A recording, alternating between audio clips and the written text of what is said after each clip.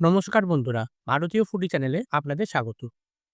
আজকে সকালবেলা আমরা চলে গেছিলাম রাজুদার সেই বিখ্যাত পকেট পরোটার ওখানে।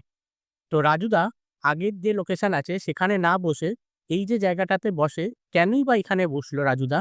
চলো রাজুদার মুখ থেকেই শুনে নেওয়া যাক। এই জায়গাটা বসার একটাই উদ্দেশ্য, এখান থেকে 2 মিনিট গেলে NRS Nilratan medical college hospital. আজকে যারা দরিদ্র সীমার নিচে বসবাস করে এবং ডিম নেই, খুবই কম পয়সার মধ্যে খাবার খেতে চাই, তাদের জন্য একমাত্র নির্ভরযোগ্য জায়গা এটা। কারণ প্রতিপুলাত এনআরএস হসপিটালে অনেক মা বোনেরা চিকিৎসা করতে আসে, তাদের জন্য যদি আমি 20 টাকা থেকে 30 টাকার মধ্যে তাদের পেটটা ভরিয়ে দিতে পারি, তার জন্যই আমার এই জায়গাটাই বসা। নাহলে তো কলকাতায় এত জায়গা আছে, এত দোকান আছে, শিয়ালদা প্ল্যাটফর্ম আছে।